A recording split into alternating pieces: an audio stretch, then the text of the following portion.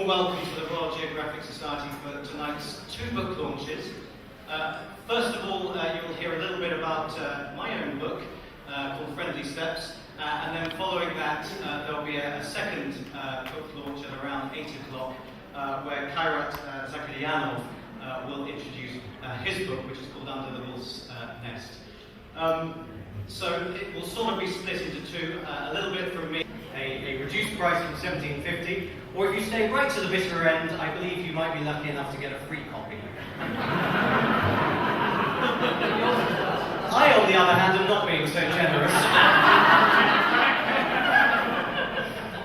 And for those of you, and I hate to say it, it's a slightly commercial evening, but for those of you who are interested in actually purchasing the book, if you haven't already done so, you have two options to purchase in hardback at a reduced price of £20, £5 off, and if you want the paperback, that is at £10, and available from our commercial department over there. So before you hear from me, I think I just owe the stage to a very special man who I've known for, gosh, it feels like a long time, 6-7 years now since we met, who is actually Marat Ahmedjanov, who's quite an incredible chap. He's actually the publisher of both of these books. He is an Uzbek citizen and is now living over here and has set up his publishing company, Hertfordshire Press, which is a division of the Silk Road Media Group that published some of the magazines that some of you may know that I helped to edit. So I will just pass you over to Marat for a couple of words.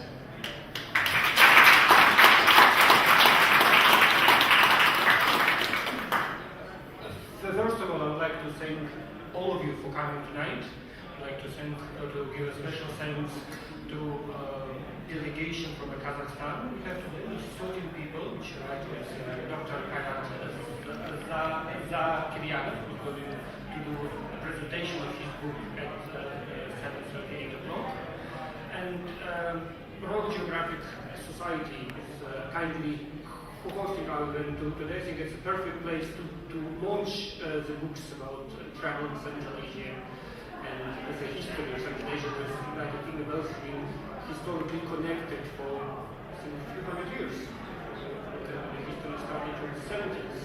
So Central was very active diplomatic and trade relations between the United Kingdom and Central Asian countries. So I think continuing this relation, these two books which will launch today, will probably give you more of insight what is Central Asia is and how it looks from a British perspective. We spent, I think, several months traveling through all Silk Road, and most of the books actually, for my for pleasure, dedicated to Central Asia. Silk Road is 40 kilometers. Central Asia taking a special part of the Silk Road. Thank you very much for coming tonight. I hope you will enjoy the speeches by both of our presenters. So stay for both events if you can. And I think we made more than enough attractive and incentive for you to stay. Also, there is a food served after the second event. So that was additional incentive for you to be. And I hope you will enjoy the evening. Thank you.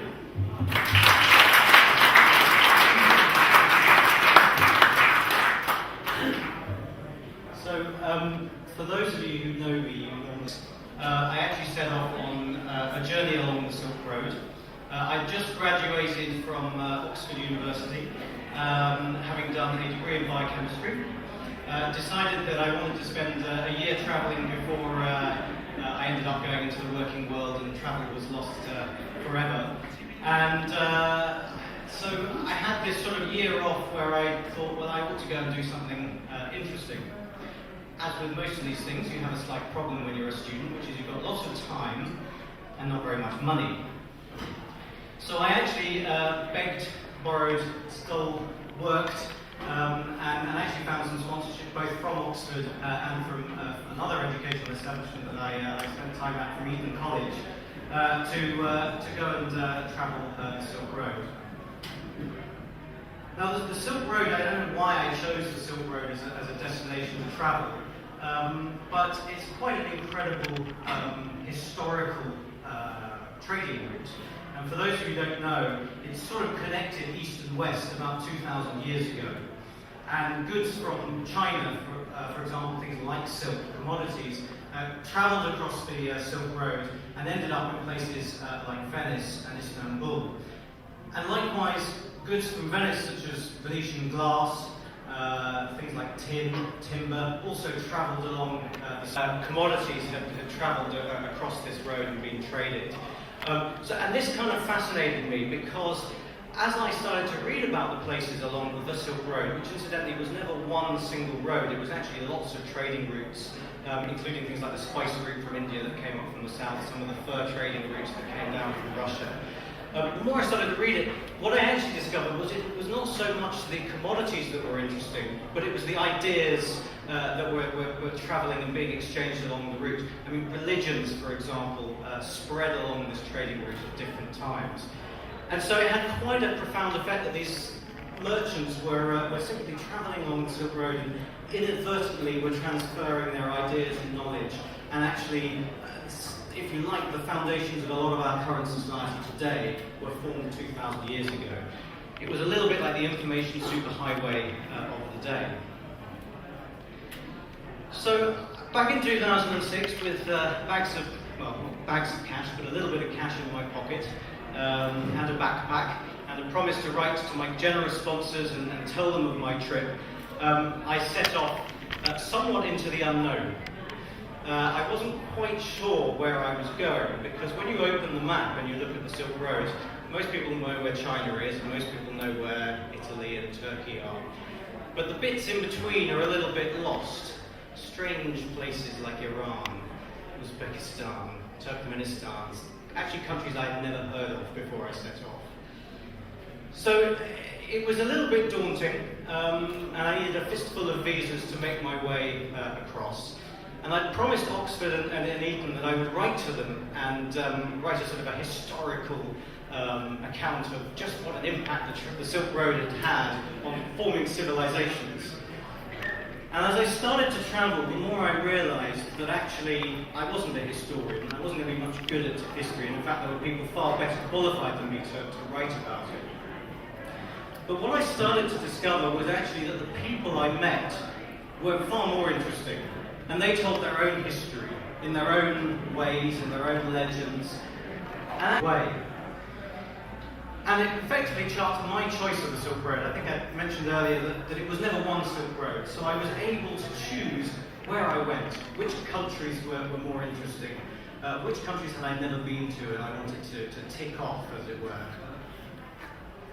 And so I started in Venice, the opulence and wealth, and then a sort of a sobering bit was when I crossed the border into Bosnia and visited particularly Sarajevo, which only just more than a decade earlier had actually been a pretty gruesome siege that happened there. And I walked down Sniper's Alley, and you can still see the bullet holes that are there from Bosnia. I then crossed the border again into Serbia, another country with a pretty troubled past.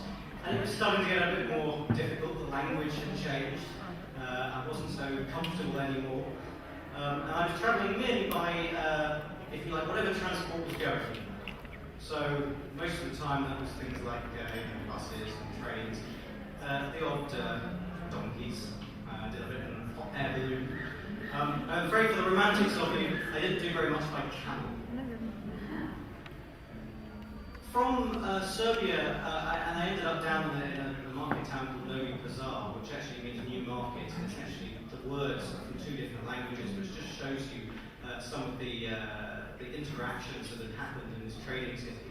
Novi Pazar had actually lost its situation as a trading town, and it just showed a little bit of the effects of the negative of the Silk Road, which is once all the trade and the wealth goes away, people start to perhaps focus on more ideological things. Whereas when there's trade there, and I saw plenty of examples of cities where there was plenty of trade, and there was tourists don't go to these sorts of places, but it's a very real part of Serbia. So my holiday was now turning into a bit of a trek and a challenge. From Serbia, I crossed across Bulgaria. It's very good skiing, by the way. Spent a bit of time there, and then I really hit, if you like, the start of the Silk Road, as many people know it. Istanbul. or in some ways the end of the Silk Road, because there was no real start. I mean, if you were coming from China, it would have been the end of the Silk Road. If you were going to China, it was perhaps the start. And I saw a very Western city.